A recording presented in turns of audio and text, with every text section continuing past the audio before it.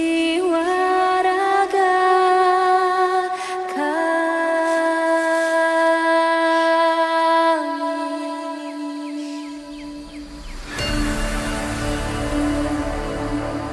Indonesia is the most beautiful land in the universe.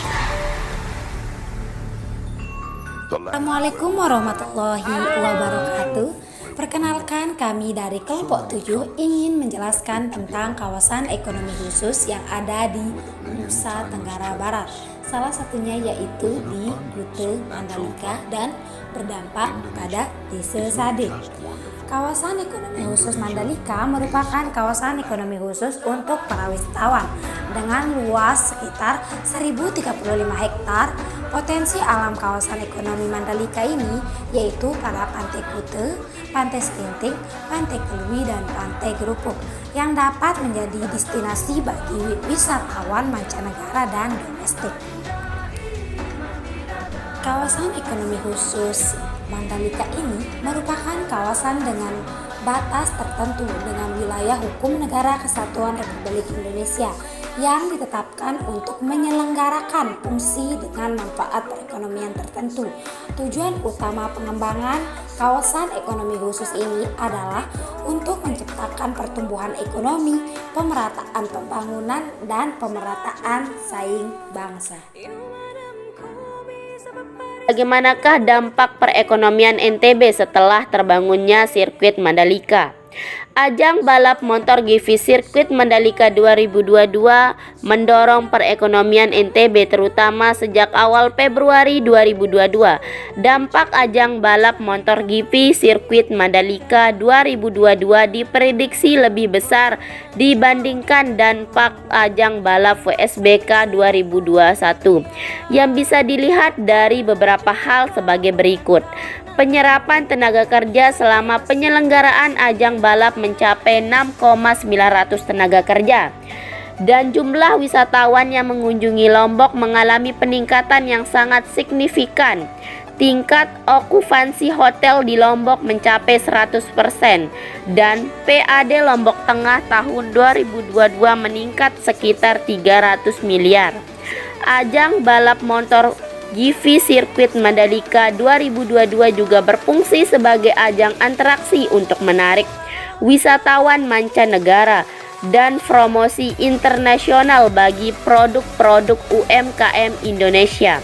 Jumlah wisatawan mancanegara yang masuk ke Indonesia dan nilai ekspor produk-produk UMKM di Indonesia diprediksi akan mengalami peningkatan pada periode-periode mendatang.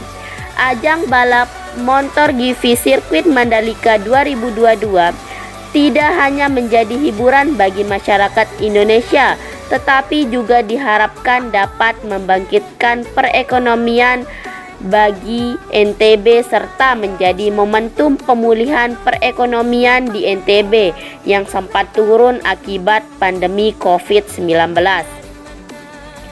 Agar dapat meningkatnya jumlah wisatawan mancanegara dan nilai ekspor sektor UMKM, ajang balap motor sirkuit Mandalika 2022 perlu menjadi perhatian bagi DPR RI, terutama komisi-komisi perlu mendorong pemerintahan agar ajang balap motor GP Mandalika 2022 dapat menjadi ajang promosi internasional yang efektif bagi produk-produk UMKM Indonesia.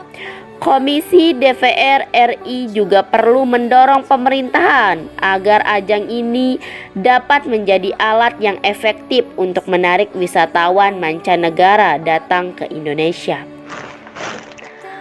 Saya akan membahas bagaimana dampak bagi perekonomian masyarakat sekitar setelah dipilihnya Mandalika sebagai kawasan ekonomi khusus, apalagi dengan adanya pembangunan sirkuit di Mandalika.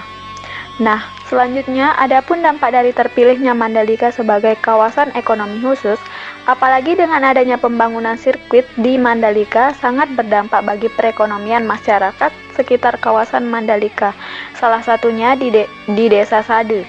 Seperti yang disampaikan oleh Bapak Sundari, salah satu penduduk asli Desa Sade yang kami wawancarai. bahwa Bapak Sundari menjelaskan bagaimana sih dampak bagi perekonomian masyarakat. Perekonomian masyarakat tentunya mengalami peningkatan atau perekonomiannya mengalami keuntungan dengan adanya pembangunan sirkuit di Mandalika serta dengan ditetapkannya Mandalika sebagai kawasan ekonomi khusus. Dengan hal tersebut, wisatawan dari berbagai mancanegara juga bisa tahu dan mengenal Desa Sade. Tentunya dengan banyaknya wisatawan yang mengenal apalagi berkunjung ke Desa Sade akan menguntungkan perekonomian masyarakat desa. Baik, selanjutnya saya akan membahas terkait mengapa Mandalika terpilih menjadi kawasan ekonomi khusus. Jadi Mandalika ini terletak di bagian selatan Pulau Lombok. Kawasan ekonomi khusus Mandalika ditetapkan melalui peraturan pemerintah nomor 52 tahun 2014 untuk menjadi kawasan ekonomi khusus pariwisata dengan luas area sebesar 1035,67 hektar dan menghadap Samudra Hindia. Kawasan ekonomi khusus Mandalika ini diharapkan dapat mengakselerasi sektor pariwisata Provinsi Nusa Tenggara Barat yang sangat potensial. Kawasan ekonomi khusus Mandalika juga menawarkan wisata bahari dengan pesona pantai dan bawah laut yang memukau.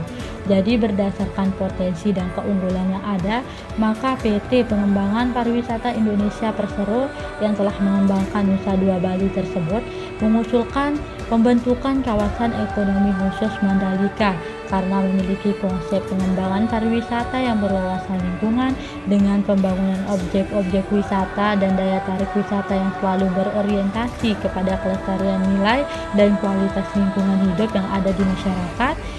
Dan kawasan ekonomi khusus ini yang paling menarik bagi para investor saat ini dan diharapkan menjadi destinasi wisata kelas dunia.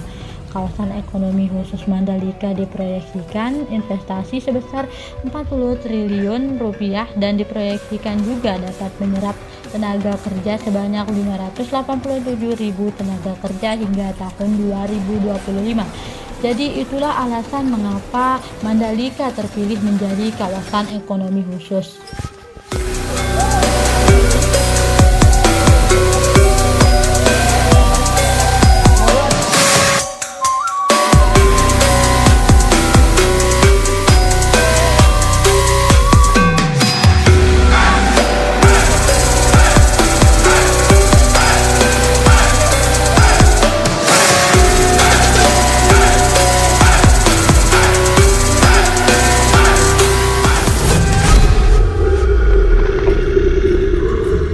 Kesimpulan, jadi dapat kita simpulkan bahwa kawasan ekonomi khusus Mandalika sangat berdampak sekali bagi perekonomian masyarakat lokal dan perkembangan NTB. Hal ini juga dapat kita lihat pada adanya pembangunan sirkuit Mandalika yang membawa dampak yang sangat spektakuler. Karena dengan adanya sirkuit tersebut, banyak terselenggara event-event internasional, khususnya di kawasan Mandalika. Bukan hanya itu, adapun terkait kritik dan saran dari kelompok kami, yaitu masalah tentang perbandingan harga yang diberikan pedagang di wilayah kawasan ekonomi, khususnya kepada konsumen memiliki perbedaan yang lumayan jauh daripada harga di wilayah-wilayah umum. Contohnya, harga air mineral yang dijual di sekitar kawasan Mandalika sangat tidak sesuai harganya dengan harga pada umumnya.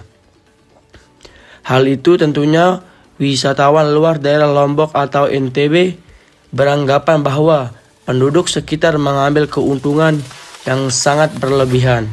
Seharusnya pedagang boleh saja mengambil keuntungan dengan catatan tidak boleh berlebihan agar wisatawan juga tidak kapok untuk berkunjung ke sana. Sekian dari kelompok kami. Thanks for watching.